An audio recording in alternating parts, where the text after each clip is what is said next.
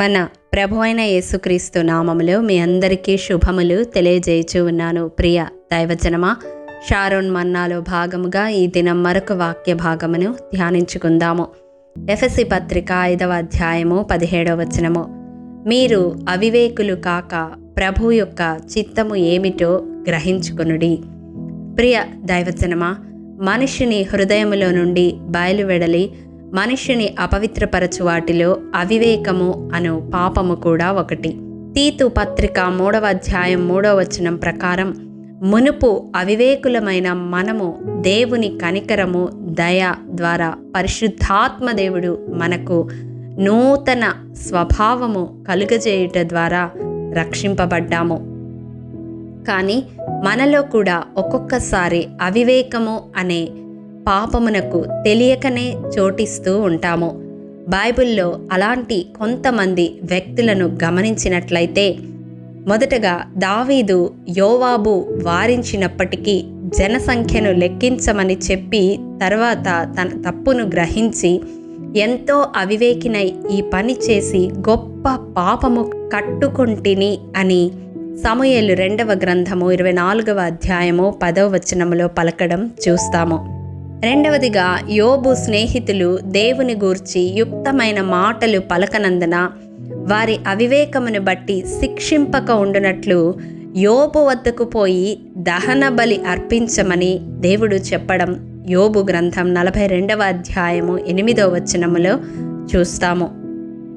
మూడవదిగా, మోషేకు విరోధముగా మాట్లాడినందుకు దేవుడు మిరియామును కుష్టు వ్యాధితో మొత్తినప్పుడు అహరోను, మేము అవివేకులము, మా పాపము మా మీద మోపవద్దు అని వేడుకున్నట్లుగా సంఖ్యాకాండము 12వ అధ్యాయము 11వ వచనములో చూస్తాము. చివరిగా, సౌలు దేవుని ఆజ్ఞను మీరినప్పుడు నీవు అవివేకపు పని చేశావు అని సమూయేలు గద్దించడం సమూయేలు మొదటి గ్రంథం 13వ అధ్యాయం 13వ వచనములో చూస్తాము. ప్రియ దైవజనమా, వీరి జీవితాలను చూచినప్పుడు అవివేకముతో ప్రవర్తించడము అంటే ఏమిటో మనము గ్రహించవచ్చు. మన బలము చూచుకొని దాని మీద ఆధారపడాలనే తలంపు కలిగి ఉండడం అవివేకం. దేవుని యందు యథార్థముగా భక్తి చేయువారిని విమర్శించే హృదయము కలిగి ఉండడం కూడా అవివేకం. దైవ సేవకులకు విరోధముగా మాట్లాడడం అవివేకం. ఎందుకంటే వారు దేవునికి ప్రతినిధులుగా నియమింపబడినవారు. చివరిగా, దేవుని ఆజ్ఞను అతిక్రమించడం, తెలిసి అతిక్రమించడం అవివేకం. ఇవన్నీ మన జీవితాలలో అవివేకముతో ప్రవర్తించడాన్ని సూచిస్తూ ఉన్నాయి.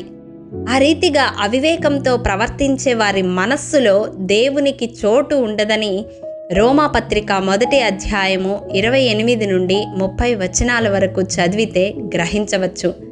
కాబట్టి ప్రియ దైవజనమా, దావీదు వలె పశ్చాత్తాపముతో నా దోషము పరిహరింపు అని మనము వేడుకుందాము. ఎందుకంటే దావీదు అవివేకపు పని చేసినప్పుడు తన హృదయాన్ని దేవుని సన్నిధిలో కుమ్మరించి పశ్చాత్తాపముతో క్షమాపణ వేడుకుంటాడు. మరి ఈ దినం ఈ వాక్యము ద్వారా మన హృదయాలను దేవుడు సంధిస్తూ ఉండగా, మన జీవితాలలో ఎక్కడైనా అవివేకముగా దేవుని చిత్తము ఎరుగక ప్రవర్తించి ఉంటే దేవుని కృపాసనము చెంత చేరి క్షమాపణ వేడుకుందాము. ప్రభు యొక్క చిత్తము ఏమిటో అవివేకులము కాక గ్రహించడానికి అభ్యాసము చేసుకుందాము.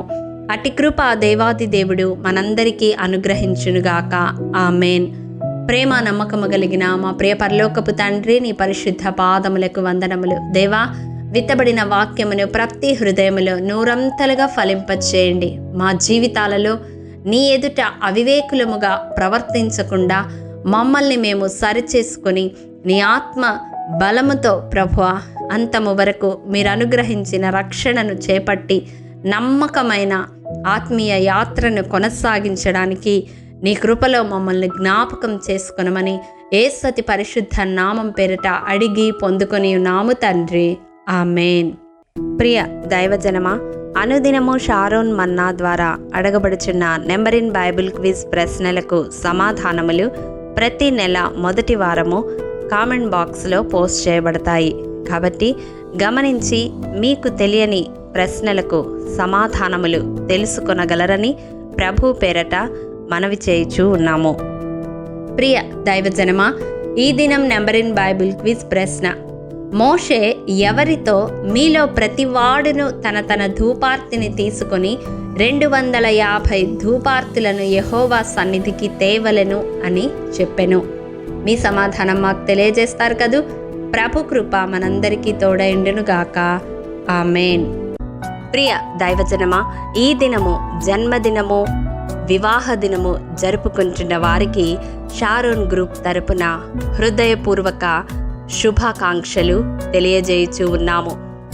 దేవుడు శ్రేయస్కరమైన ఆశీర్వాదములతో ఈ సంవత్సరాది నుండి సంవత్సరాంతము వరకు మిమ్ములను నింపాలని ప్రార్థిస్తూ ఉన్నాము. ఆమేన్.